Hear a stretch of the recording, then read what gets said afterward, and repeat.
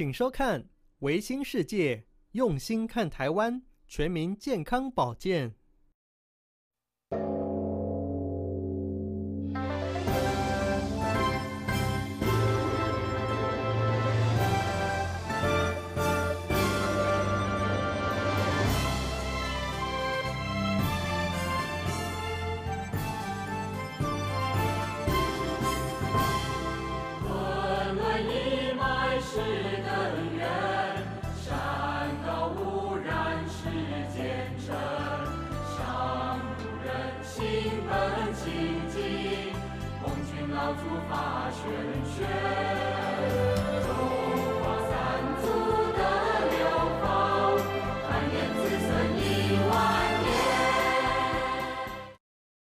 当我们有新生宝宝的时候，通常妈妈都会带宝宝们去做健康检查嘛。那有妈妈被医生告知说，宝宝有心杂音，然后妈妈听到了就开始紧张了，开始掉眼泪了，就很紧张，然后担心到每天晚上都睡不着，不敢相信说，为什么我的宝宝会有心杂音？是我的宝宝得了心脏病吗？所以一听到心杂音就以为是心脏出了问题其实事情并不是这样的。因此我们今天邀请到中山附一小儿心脏科郭叶文郭主任，让大家对小儿的心杂音有更深入的了解哦。欢迎郭主任。郭主任好。各位观众大家好，我是中山附一小儿心脏科主任郭叶文医师。主任，我们今天要听到这个就是来聊聊这个小朋友心杂音的部分那我在之前的新闻就是说有看到我们的国标女王刘真，她就是因为心脏的问题，然后她那时候就是其实她不是要去检查她的心脏，她是带着她的小朋友要去检查然后医生拿着那个听诊器要听小朋友的心音的时候，他一直哭闹，他怕说会痛会害怕抗拒，所以刘真就跳出来讲说，那没关系，妈妈示范给你看，他不会痛。就是这样子一听之下才发现说刘真的心脏的问题，但是因为他检查的部分这过程我们是不知道啦，但是最终的结果就是因为心脏的问题而过世了所以我们觉得说听到这个心杂音，心脏有声音，有不同的声音的部分大家都会特别的紧张，它就是等同于我们的心脏出现问题吗？刚刚主持人讲的的确是小朋友发现心脏病最常引起的那个这是第一关。对大部分小朋友就是常常在比如说因为感冒去看个诊所让医师听诊，那就会听到心杂音甚至是打疫苗，因为我们小朋友出生的时候都会很频繁的在打疫苗那最常见就是经由这几个方式听到心杂音之后被转介过来那当中有一部分那当然就是良性的心杂音，那其他的有一部分的确是心脏天生就有一些问题，那我们经由心脏超音波就可以做一个很清楚的一个鉴别诊断跟判断。心脏会听到心杂音，那正常的声音应该是怎么样的？正常来说心脏会有收缩跟舒张因为瓣膜会开关嘛那我们所谓的心脏的声音就是瓣膜开关的声音基本上 S1、S2 我们都这样说了临床上那基本上它就是很短促的就是两个声音。那如果说是心杂音的话，它就变成有点像是呼打呼打这样子，像收缩其实是最常听到的，听起来叫呼打呼打所以你们在听诊器里面听到的那个声音就是对有对这样子的声音那正常的声音听起来就是稳定的，对，就像哒哒哒哒这样子，这样短促的这种声音就比较像是正常像比较持续声音比较长的呼这种声音就比较像是心杂音那当然还有一些所谓的功能性的我们常常说小朋友刚出生或者是3到7岁这个年纪，在小学这个年纪也常常容易听到一些短促的心杂音不过那种大部分就是所谓良性的心杂音那根据统计，那所有小朋友在他一生当中，曾经有1/3的小朋友，1/3以上的小朋友，曾经被听诊出心杂音过。好，但是这些小朋友，大部分都是所谓良性的一个心杂音。所以也不是，就像主持人讲的，也不是说你被告知说听到心杂音，很多家长就会很紧张。真的啊。那他们最常错误的观念就是把心杂音想成就是有心脏病。那是2回事。有心杂音不代表你有心脏病。那当中有一部分，那是所谓的功能性的心杂音。所谓功能性就是无害的啦，就是长大之后它慢慢会好，就听不到了。就是本身我们心脏它在一个形成的时候，在运转的一个过程中，就是会有这样子的情况发生。这是固定式的。对，我们常说，因为我们知道小朋友从我们小朋友出生开始说好了，心跳都比较快，大概都是成年的2到3倍。那你心跳快，再加上心脏比较小颗，就比较容易在心脏内造成一些乱流，血液在流通的时候，就很容易产生一些乱流，然后让你听到以为是心杂音。这就是所谓的功能性或无害的。可不可以理解成，就是说心脏如果这么大，小朋友的心脏这么大一颗哈，那我们现在吹气里面吹过去，然后它会从好多的缝隙跑出来，然后会有不同的压力在里面。不是啊，因为有缝隙的话，代表是有先天性一些破洞啊。那如果不是有一些缝隙或破洞的话，因为我们知道小朋友心跳很快嘛，跟我们讲，心跳快又小颗的情况下，血液在流通的时候，就比较容易产生一些乱流，在里面打转，在里面打转的意思，而不是有缝隙漏出去。有缝隙的话，一定是有问题，就是有最常见是破洞，最常见是破洞在心室，我们叫心室中隔缺损。那另外的就在心房，那缺损比较大，也有可能听到心杂音。新生儿科有另外的一部分，也叫良性的，就是他们血管还没有发育好，最常见就是所谓的肺动脉。肺动脉的2条周边的分支，我们叫周边的肺动脉的狭窄。这也是因为新生儿在刚出生的时候，他们血管还没发育好，还没长大，也容易听到一些良性的心杂音。那这些小朋友在6个月到1岁以后，那慢慢他分支长大了，当然这些心杂音也就跟着消失了。对，因为每个小朋友的这个生长过程不一样，就是等于说他的各个器官在熟成的状态速度是不太一样的，所以我们都会有一个期限嘛，就你要观察到什么时候一直都是有这样的情况，没有好转，那这就表示心脏就有一些状况要处理了。对，在这期限之内的话，请大家不要担心。对。好好的照顾一下就可以了哈。那你刚才有讲到心杂音的种类，你说有分功能性的嘛，然后另外一种是病态性的。那病态性的会有什么样的情形？那所谓病态性就是你本身血管最常见就产生一些狭窄，另外就我们刚提过的有破洞，我们临床上其实最常看到的就这些，但还有一些所谓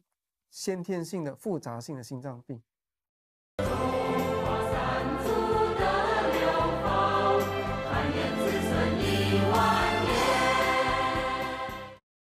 麻烦更复杂一点，最常听到的就是我们常说的一些像法洛氏的那种它心脏本身在发育的过程中产生一些问题，有些地方长多了，有些地方长不出来，像法洛氏是最常见的发干性的心脏病。长多了长不出来，对，长多了就是他们肺动脉下面的肉长多了，就造成肺动脉下的一个狭窄。那没有长的地方就是我们心室中隔那个地方，肉没有长出来，就形成一个很大的缺损，一个大型的那个心室中隔缺损。那这2个部分继续造成它的大动脉在发育的过程，尤其主动脉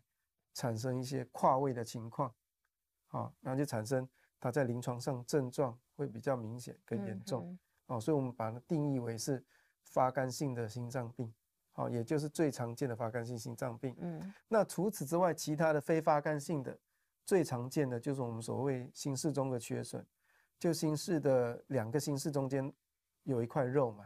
它有部分没有长好，没有长满，就有一个破洞缺损在那里。那另外就是心房，心房中隔缺损。一样心房的中间中隔肉也没有长满长好，也会有残余的一些破洞在那里。那刚刚说的血管狭窄，那最常见就是肺动脉瓣，它本身肺动脉瓣天生就比较厚，厚到它关闭不良，甚至产生血管的一些狭窄。那另外就是主动脉瓣的狭窄。好，那当然周边肺动脉狭窄有一部分它天生也是发育不良，也有可能到了长大以后持续狭窄。这些我们看过啊。那另外就是一些染色体的问题。那进而造成心脏的一些先天性的问题，像威廉氏症候群，它本身就很容易造成一些主动脉的一些狭窄。各式各样其实都有。所以我们说光听到心杂音，那你先不用担心，那重点就是你一定要找小儿心脏科医师做一些这个我们没有办法超音波，对，你没办法，你自己只会胡思乱想，对，所以把它越想越严重，是越想越担心，越想就越哭得越厉害。那你倒不如就带到医院，直接让医师做超音波，那就很好去判断跟做鉴别诊断，而且健保都有给付可以做这方面的检查。那以台湾来说，就医性又很方便。所以我觉得你该做的就是直接带到医学中心呢，找有小儿心脏科医师的的医院去做一些超音波的检查。那我们在小的时候，如果就是有听到，刚才我们已经讲到说，听到心杂音不等于是心脏病嘛，哈。但是因为有这个所谓功能性的心杂音，我们要怎样的？就是说有听到它之后呢，我们这期间我们要做什么样特别需要注意的事情吗？基本上我们心脏病刚就说好，我们分发肝性跟非发肝性。那如果是发肝性的，当然就是要注意避免躁动，不要让它感冒时候发烧烧太久，因为后续它很容易使你发肝的症状会更严重，之类的。那运动不要太激烈了，这是大家都知道的。那除了发肝性之外的其他，我们刚讲另外一大类非发肝性的，基本上刚出生的时候，如果说缺损比较大，那破洞比较大，我们都会先限水，新生儿时期，那甚至在1个满月之后，甚至满月之前，如果有症状，就开始吃一些抗心脏衰竭的药物，去减少心脏。这么小就可以？对，可以吃，可以吃，少剂量可以吃，有需要的话，就减少心脏的负担。那就配合你定期的超音波追踪，就评估说你的负担慢慢有没有出来，有没有对心脏的其他部位产生一些影响。那你才有办法去跟家属讨论说，你这种情况有没有需要提早处理。那以我们的经验呢，以现在医疗技术的进步，最常见像我们刚刚说的心室中的缺损，那以目前的医疗的水准，大概大部分90%左右，只要它的缺损是常见的第2型，甚至东方人常见的第1型，甚至第4型。我们心室中的缺损主要分4型，那其中这3型，以目前的医疗技术，都可以做免开刀的方式做处理。不用开刀不用开刀，就是免开刀、免开胸的方式做处理。因为随着医疗技术的进步，以前大概就没办法，传统只能开刀，但开刀负担大、伤口大，不好看，在胸口一个大大的。以前我们听到这样子的讯息的时候，就蜈蚣长在胸口上，就马上要开心。对，但听起来就很大的手术，对，并发症多，伤口又大又不好看，但是现在慢慢在医学上了，慢慢大家的做法都朝向微创的方式。那心脏也是，像我们知道的达文西，也就是微创的一种方式。是。那心脏我们目前是以心导管，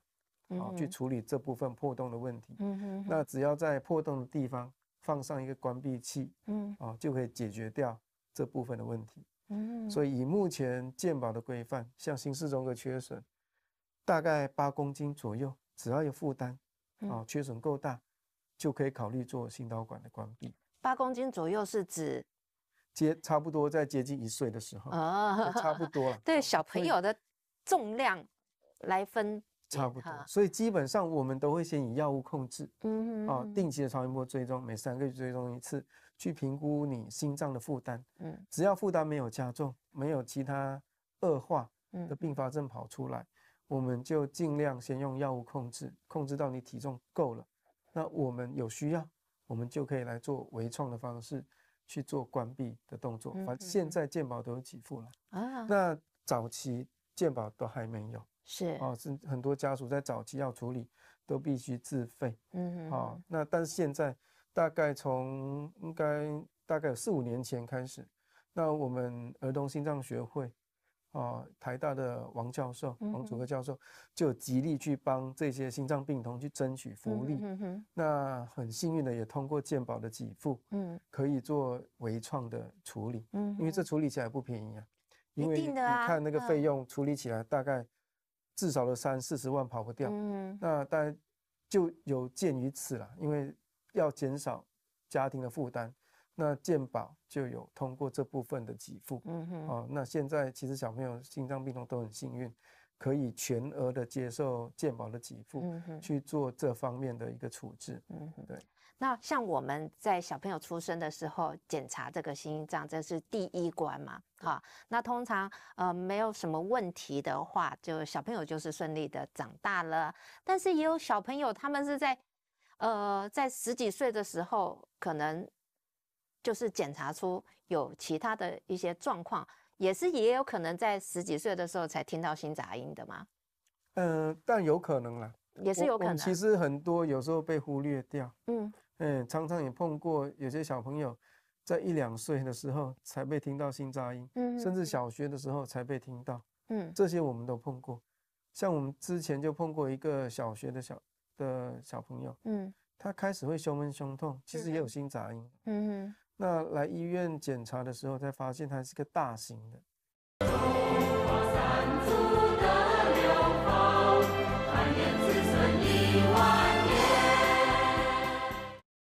心房中隔缺损，所以他那时候因为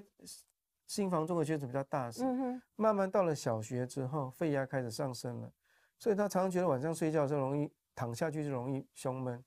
比较容易喘，甚至运动也比较容易耐受不了，比较容易喘。那一开始家长只是因为他为了逃避上学，对啊，去欺骗家属，去摆出一些症状。是，但是来医院，因为熬太久了，就是那个小朋友闹太久了，那家长就只好带他来检查，结果一检查才发现，不得了，他是一个大型的心房中隔缺损，而且已经合并有轻度的肺高压跑出来，所以才产生这些症状。那家属一开始也没办法接受啊，他会觉得奇怪，那之前怎么都没跟我说过有这些问题，而且刚出生的时候，那小朋友大概都被告知说这个没有什么特别的问题，对，所以他一开始是不能接受。所以慢慢经过我们超音波让他看影像，慢慢跟他解释，他才有办法慢慢接受。那个小朋友印象很深刻，因为他缺损总共有3个洞，造成大型的心有一个很大的洞，再加上2个小洞，那造成那个心脏负担变大，那我们就用心导管的方式去置放2个关闭器，对，置放2个关闭器去把它关闭起来。那把那个洞补起来，就用2个关闭器把3个洞都补起来。那其实说实在，健保的规范只给付1个关闭器，等于是另外一个我们不得已我们必须用上去。我们就等于是有点像是赔钱再把它装上去，所以他一定要对人比较重要，但他一定要这样，不然他1个关闭器没办法把3个洞都完全补起来，就必须用这个方式。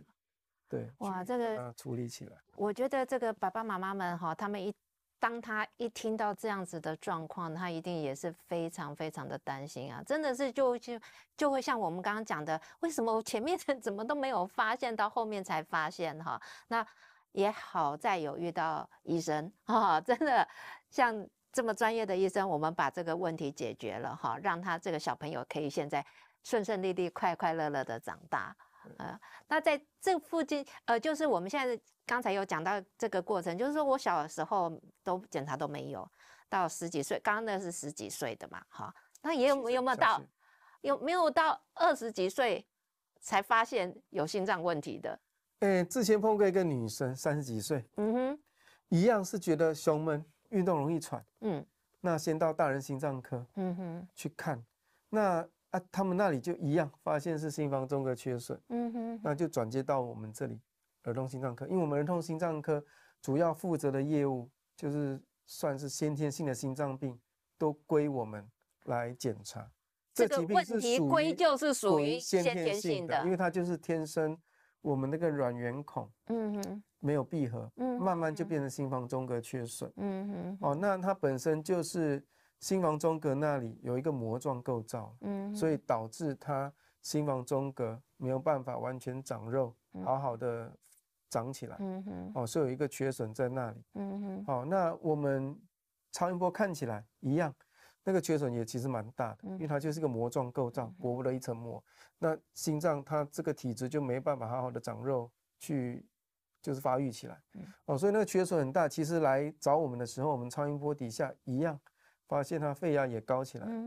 轻度肺高压，所以才会产生它这些胸闷跟心杂音的症状。所以他也是等到30几岁之后，因为胸闷不舒服，去看心脏科。才意外发现有一个缺损在，他之前说他都不知道，对呀，也没有被告知过，真的，但是就有这些漏网之鱼，所以现在也很感谢儿童心脏学会，因为现在我们知道所有的小学1年级，都有做筛检，是心电图筛检，是，那其实有很大一部分的小朋友，包括一些心律不整的小朋友，那就经由这个筛检去发现。那至少我们可以跟家属做卫教，有需要的话可以做进一步的处置，像一些心律不整的，甚至容易发作的，他之前不知道，其实就是他那个心律不整引起的发作，那我们就可以跟他讨论，现在可以一样是用微创电烧的方式，把我们常讲多一条电线去把它处理掉，电烧掉，它就不会再频繁的发作。所以我觉得以台湾目前的以应该所有医疗条件来说啦，就医性的便利性来说，其实全世界应该是做得最好的。这方面应该全世界没办法有几个国家做到像这种全面性针对小学1年级做的一些筛检，进而去发现一些潜在他之前不知道的先天性的一些心脏的问题，对，这也就是我们说要及早预防嘛。对，预防我们是把年龄层下降，从新生儿开始，小学，然后整个全面性的筛检，这样子才会发现一些问题。不要等到你大了之后才发现说，哎呦，我前面怎么这么多都没有预防到哈，导致我现在的状况可能就是问题变得很大了，没有办法收拾了。真的，这个我们预防的工作真的要做得很好哈。那在平常的时候，我们有其他的预防事情要注意吗？基本上，因为心脏病本身它是一个先天性的，它就先天发育没有发育好，那我们就看哪一种类型，如果是像主动脉狭窄那种程度比较严重的，甚至比较严重的肺动脉狭窄，我们都会建议避免激烈运动。对，当然就是刚说的一些大型的缺损破洞，那一旦合并有开始肺压慢慢高起来了，我们当然一开始都建议避免做激烈运动，但之后就赶快安排心导管去做处置，因为不敢破洞或者是瓣膜性的狭窄，甚至一些血管性的狭窄，我们初步都可以先用心导管微创的方式去做处理，其实大部分我们刚讲那些比较常见的狭窄啦、破洞，都可以经由微创心导管的方式去做处置跟处理。在这个心杂音的部分哈，小小的声音就可以发现大大的问题了哈。心杂音常常是诊断儿童心脏病的最主要的症状之一哈，但是有心杂音不代表一定会有心脏病哦。一旦小朋友有被听到心杂音啊，爸爸妈妈你们不要过度的担心哦，但是请记得一定要请小儿心脏科医生做诊查，这样子我们就能很快的判定是否为良性的心杂音了。感谢中山医学大学附设医院小儿科心脏科郭叶文郭主任您的仔细介绍，让我们大家对于心杂音有更深入的了解了，谢谢。谢谢。全民的健康，我们一起来保健。感谢您的收看，祝福大家平安、健康、快乐。